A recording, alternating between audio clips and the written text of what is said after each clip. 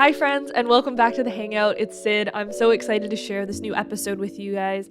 Sophia Scott, she's a country artist, our first country artist. You guys have been asking for one for a little while now, but I'm so excited we have our first country artist where she's gotten to tell her stories. She told us about the female empowerment and having to support each other in the industry, to the way music has impacted and changed her life, as well as we got to talk about her new single, Sweetheart, which is released just in time for Valentine's Day, as well as some of her older music as well. She sees writing and song sessions as a sense of therapy. That really struck me because music has impacted so many people, and in a way, when you listen to music, it's also a sense of therapy because sometimes you're going through a certain situation and you want to sort of figure out or escape or find the words to kind of explain how you're feeling. And these artists are the ones who know how to explain what we're going through and put it into a song. That's kind of the craziest thing ever. We did some rapid fire at the end of this episode as well, so stick around for that. But this is Sophia Scott on this week's episode of The Hangout. I'm so excited to have our first country artist on the show. You guys have been requesting for country music and country artists for a while. And so I just wanted to make sure we found the right artist to start that trend. And I'm so excited to have Sophia Scott on the show. Hi. Yay. Hi.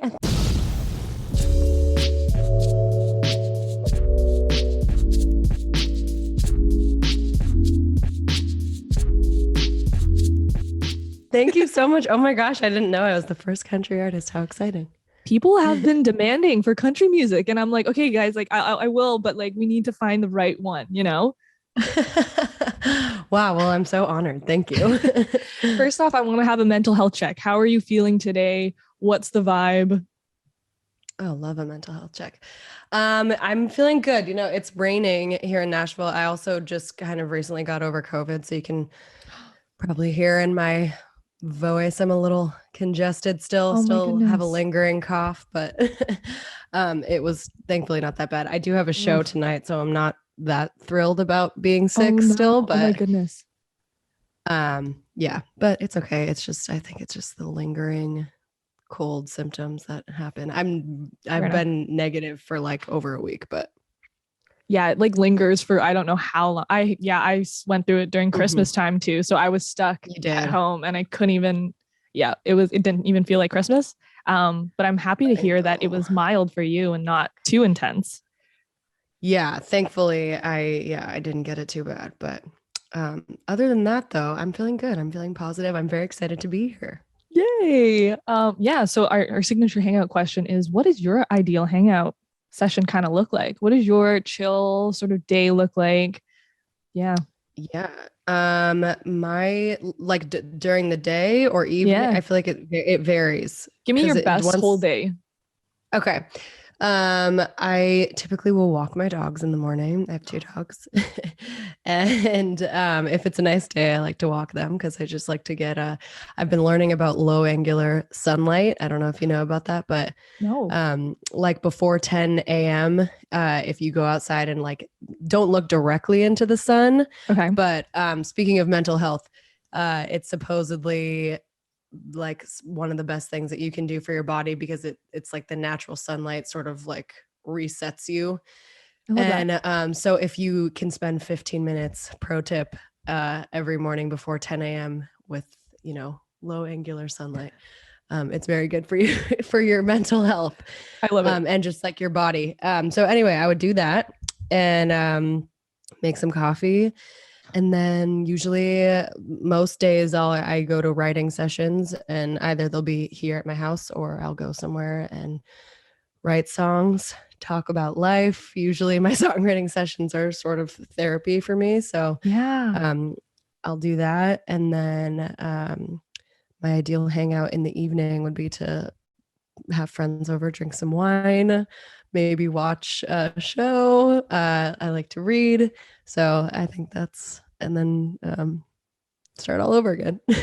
I love how your songwriting sessions are therapy. And I was going to bring it up later, how you have a little bit of a theme with wine throughout your songs. And Yeah. I was just going to ask, how many wine nights, girl nights do you have on a weekly basis? What does this sort of look like?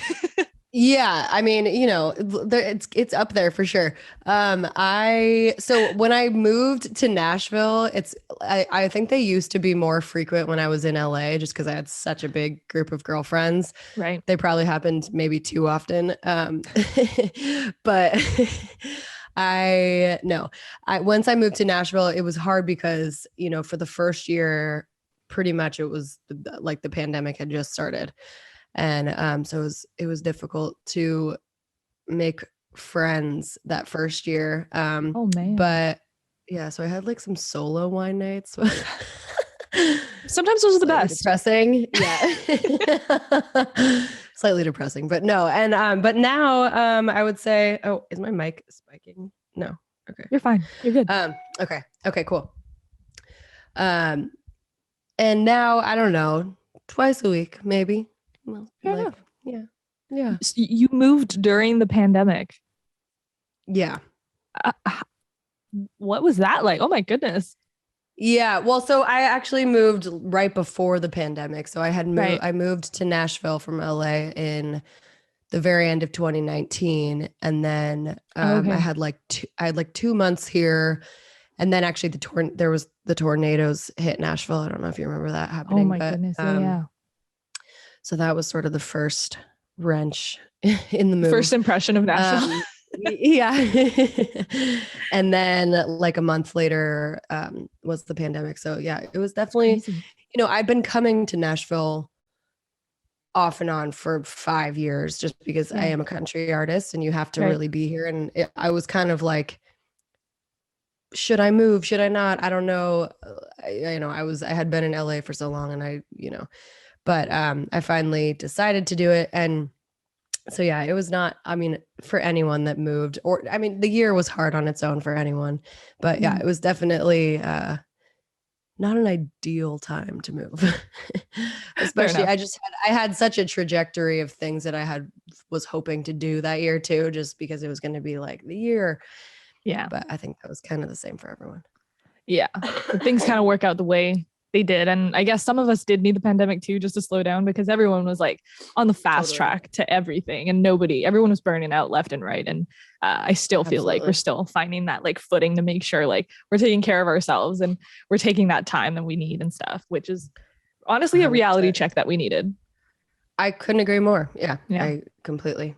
Yeah. I mean, while it was a weird time to move. It was still, I feel like I got the lay of the land. I really got to settle into my house here and do all those things and take some time off. Yeah. I think in a previous interview, you mentioned how you kind of dealt with imposter syndrome because you kind of grew up in LA and as a country artist, it wasn't like the typical Nashville sort of story. How did you sort of deal with that as an artist and kind of, have you overcome it? Are you still figuring that out? Yeah. So I'm actually from Colorado. So I was born in Boulder. But then I went to school in San Diego and then I moved to LA and was there for quite some time. But yeah, even, Colorado has its own sort of country feel. It's definitely a different country feel than the South, but, excuse me. I still deal with it. I think it's just being in this community, this like country community, and also just being new to it. And I think people have also like maybe a skewed vision of who I am because they think I am the LA girl and like they're like the California girl that's coming here. And I don't know that many people know I'm from Colorado and had like sort of a rootsy upbringing. But I grew up listening to country music and I have always really loved it. I think that I was influenced by so many different genres and I loved soul music and R&B. And so I think that also comes through in my music where people are like, is she country? Is she not? Is she pop? I don't know. Right. So I think I've kind of embraced that I'm my own thing and that I'm establishing sort of my own lane. I think that, my lyrics are very storytelling, and I pride myself on being a storyteller, and I try to stick to that country songwriting, like the country songwriting elements as much as I can, and like stay true to that while the music still maybe sounds like its own, production wise sounds like its own thing. But Mhm.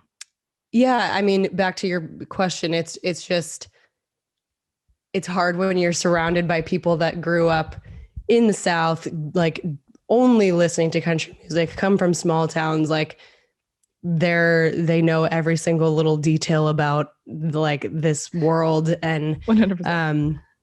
And so when you're comparing yourself to that, it's like, oh, do I belong? But I feel like, the country music world is also changing so much, and it's kind of like blending genres and allowing Mhm. the music to sort of speak for itself. And I think it's like a really great time, at least for me, to be kind of coming into this. Yeah, I feel I respect you so much in the sense that you have kind of paved your own way and like created your own genre. And I feel like a lot of music today doesn't necessarily have one specific genre anymore. Like I feel like most of the most iconic artists broke into the industry because they were so different and it was something new that nobody had ever heard of before. And I think somewhere I read that you kind of think of a country vibe. Is that the right word? Grunge country? Grungery, yeah. Country? Yeah, the grunge elements of country. Yeah, I was saying in another interview, I call it grungery or like southern pop, so I kind I of love it. like go back and forth between those two. But yeah, it's its own thing for sure. I love it. And But yeah, yeah, thank like you. there's so many different artists. Yeah, you kind of listen to it and you're like, wait, is this pop music? Is this also R&B? Is this like this? And I guess where do you sort of find your influences when you were kind of creating your own unique sound? Yeah, well, and to your point also of like I feel like the best artists, or at least some of my favorite influences, um, paved their own way and were maybe slightly polarizing or against the Mm-hmm. grain of what. And I also think this industry always tries to box you into a genre because you have to kind of. 100%. And I Yeah. understand why, but at the same time, I think um it's also like anyone could be, a blend. I think anyone is a blend of genres if you listen to Mm-hmm. them, unless it's like really the thing. But yeah, I was really influenced by, I grew up with listening to the Chicks and Leanne Rhymes and Dolly Parton and Shania Twain. But then on the other side of it, I, was very into Mariah Carey and Whitney Yes. Houston and TLC and like Tony Braxton. And my dad listened to like a lot of James Taylor and Joni Mitchell and like just those Mm. songwriters that I think are, at least in my opinion, some of the best songwriters in the world. And Right. so I think that, there was a full blend going on during my childhood, which has sort of come through in my own music, I guess, where it's Yeah. like I really, like I said, try to um, have that storytelling element in the music, but then kind of let the vocals and the production do their own thing and be their own blend. Yeah. I think when I first listened to your music too, I think it was the lyrics that really stood out. Especially Sweetheart, which is your new single coming out tomorrow. I like Yes. when I first heard it, I was like, okay, I'm gonna cry during this song. I could feel the emotions already building. You Oh paint like the no. vivid picture at the beginning of the song. I want to know what was the first thing that kind of started the song? Was it like a hook line? Was it a lyric? Was it a title? Or yeah. So yeah, so I wrote it with my friend Adam, and I have sort of, it started as a concept. I have so many songs like kind of about breakups, and I feel Yeah. like it often sounds like I'm not bashing, but maybe bashing my ex or whoever. And so I really wanted to write a song that was kind of the opposite of that. And it started as this concept of sweetheart that we were saying we wanted to write. I still see the sweet in your sweetheart, and make it kind of like an unconventional Valentine's Day song. Yeah. But I really wrote it as a celebration of like first loves or high school sweethearts. And because I feel like everyone can appreciate their first loves and the things that they learn from their first love. Yeah. And although many of them maybe don't work out, it's just kind of like that nostalgic appreciation for the person that first stole your heart, and just kind of like a tribute to wishing them well, I guess. Yeah, it's so good, and I'm wondering, is there a music video coming for that? Because So there's an unconventional music video. There may be TBD on that. We'll see what ends up happening. There's a sort of a music video. It's more of like a visualizer, I guess, nice. as of now, but there may be a music video. We're pushing for one. Yeah, no, it was just so good, and I was already crying, and I literally, it's on repeat at this point. So oh my gosh, yay. When it comes out, everyone go stream like it. It's so good. Thank you. And then a previous single that you had, She Ain't Me. Again, I was crying again. Yeah. It's fine. Apparently I cry a lot when I listen to music. I should just go get the wine. No, at this point. That's what it's there for. That's what it's there for. For that song, how did that song sort of formulate, and what did that writing process sort of look like? It's fun. Yeah, that song was a while ago, but I guess I sort of wrote that as like, how would I describe this? I kind of wrote it because I feel I used to get asked this, at least, that I feel like sometimes it can sound like I'm like bashing the new girl by saying she ain't me, which was not my intention at all when writing it. It was more of like, I guess, like a pep talk to myself, to say like, you know, to deal with the breakup and knowing that, you know, even if I'm a little crazy, I feel like that's what people end up liking about me, I guess. Yeah. Or like that, you know, you may never have like the passion that you had when you were with me, I guess, is sort of like, but I never meant for it to sound like I was saying that this new girl isn't as great as me. I think it's not meant to sound like that. So I guess I always try to clear that up. Yeah, fair enough. I want to go back to kind of like your lyric sessions and how you said it was kind of like therapy. What does that sort of look like when you go into those sessions? Like, do you have like all these ideas that you're writing down that you want to just talk about, or concepts that you kind of just talk about and they come up in the sessions? Mm-hmm. I mean, it definitely varies session to session, and it really also depends on like who I'm writing with and how comfortable I am with the people that I'm writing with. But you know, sometimes I kind of compare songwriting to like speed dating, if it's people that I haven't written with before.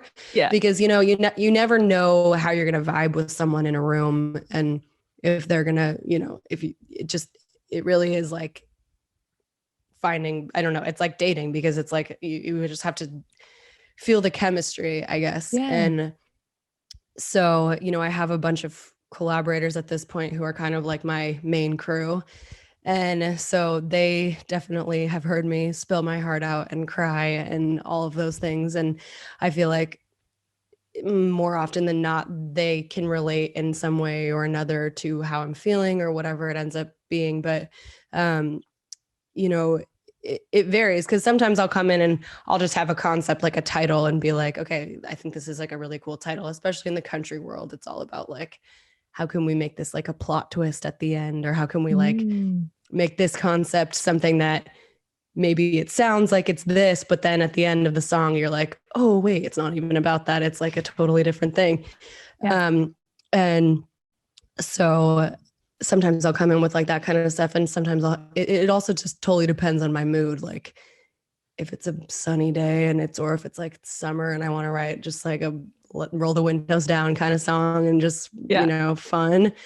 And then sometimes I will have had a bad day or a bad week or month or whatever. And I typically voice note things into my phone or like write lyrics into my notes. And I have just a whole compilation of that I'll typically bring into songwriting sessions. And I'll be like, okay, I kind of have this like hook idea or like these few lyrics. And then we'll kind of figure out in the room how, the producer or whoever it is going to be like, okay, I feel like this might sound like this. And then we kind of go from there. So it's really a whole slew of different things. And there's a lot of different ways that the songs come about.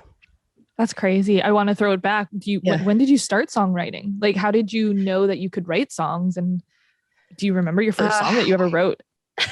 So it's funny. I started writing when I was like 7 years old, I want to say, or maybe even before that.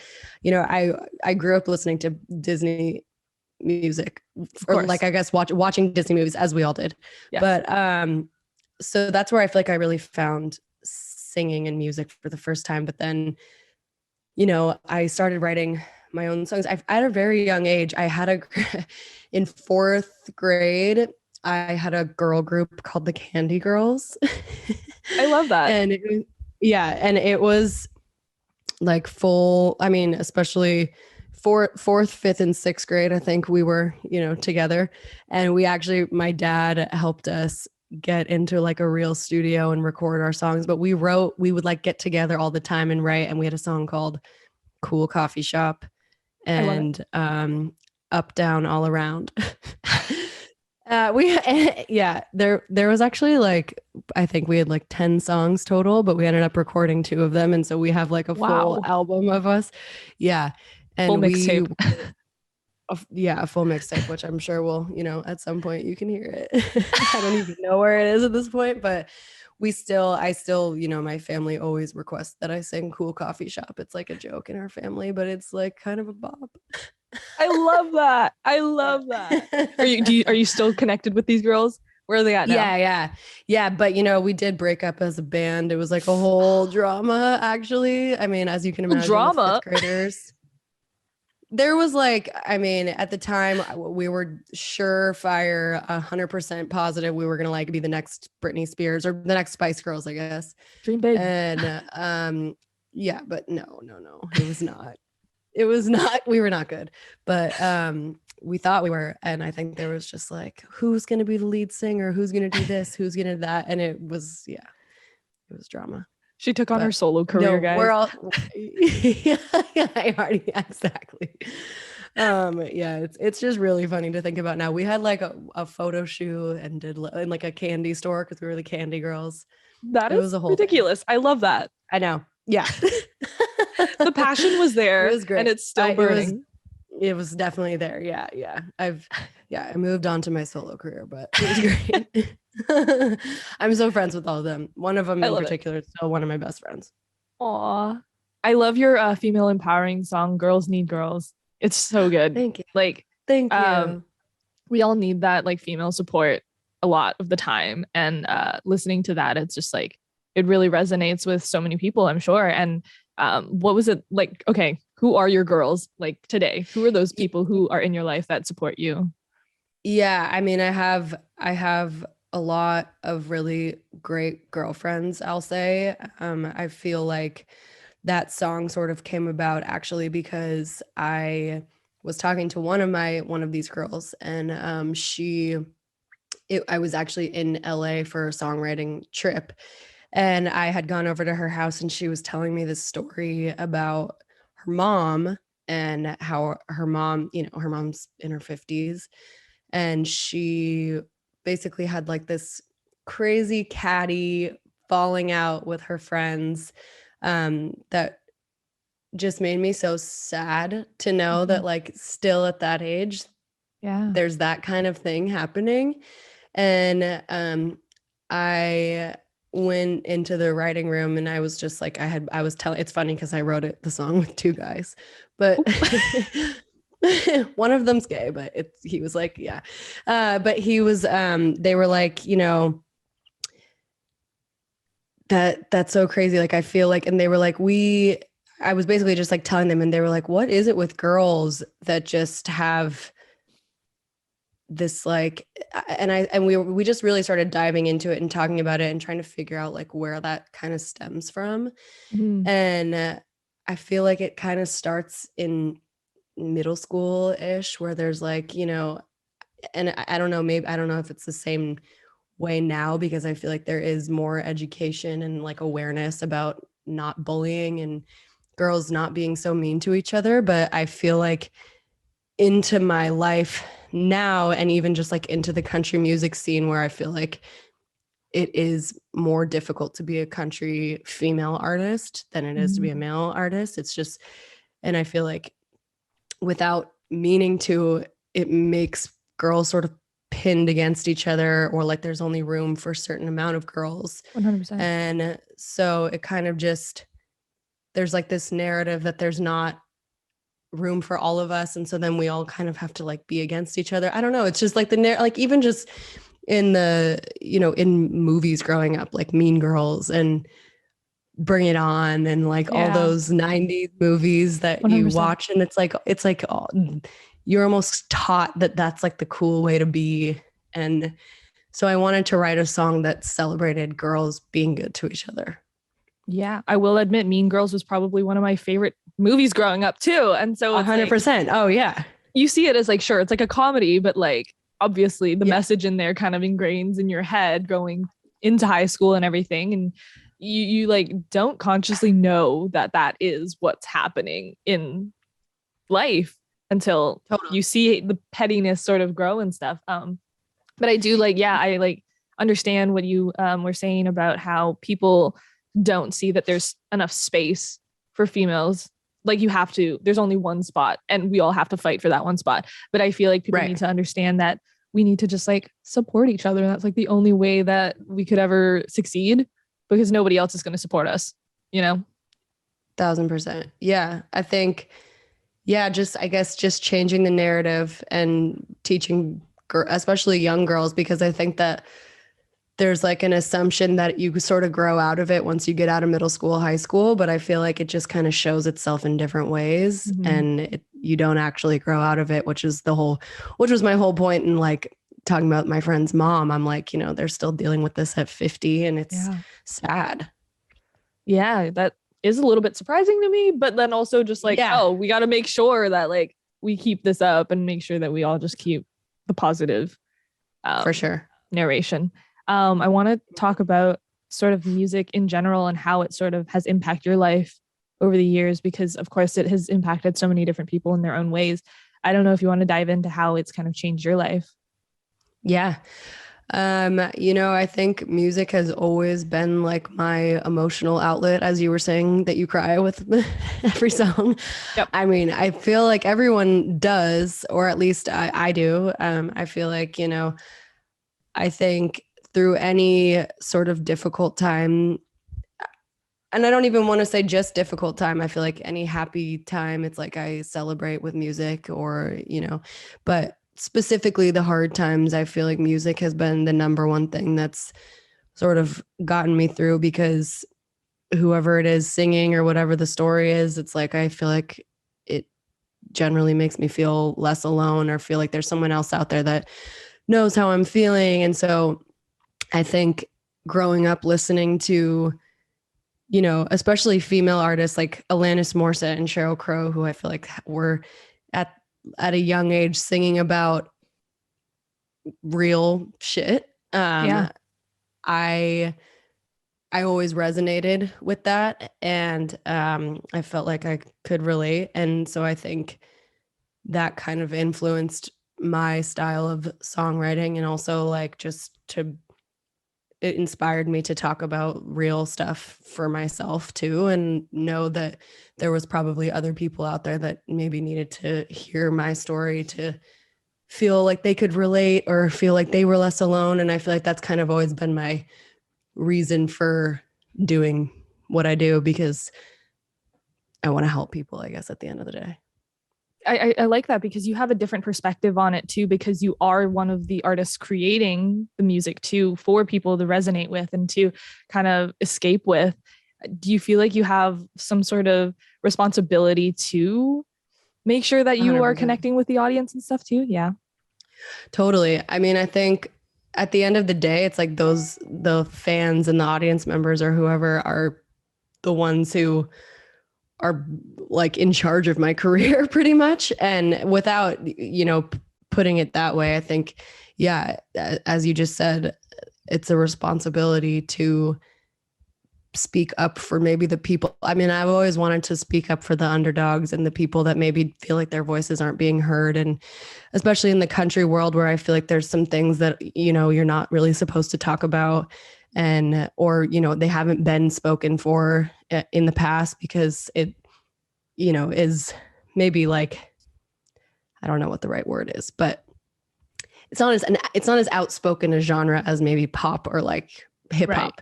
Right. And so I think that there are, you know, a lot of country music listeners and just, I guess, just other country music and not, but just people that need to be spoken for. And so I try to lean into those sort of topics, I guess.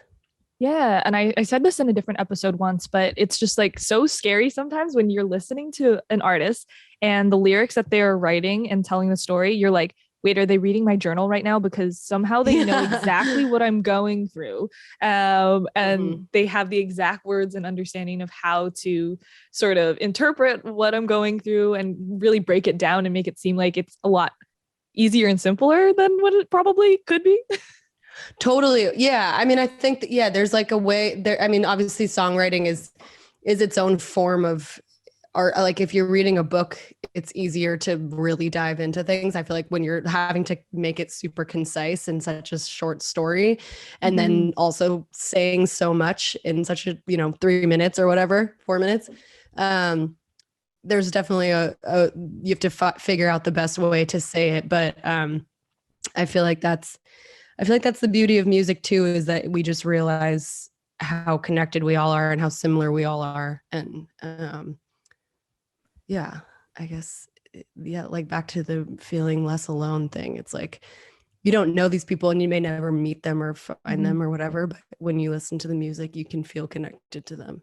Yeah. I feel like I should thank the artists too for being able to break down what I'm feeling and sort of explain, because sometimes listening to music gives me the outlet to be like, oh, maybe this decision should go this way because they said I should. And I'm like, okay, it just makes it like so much easier to process everything.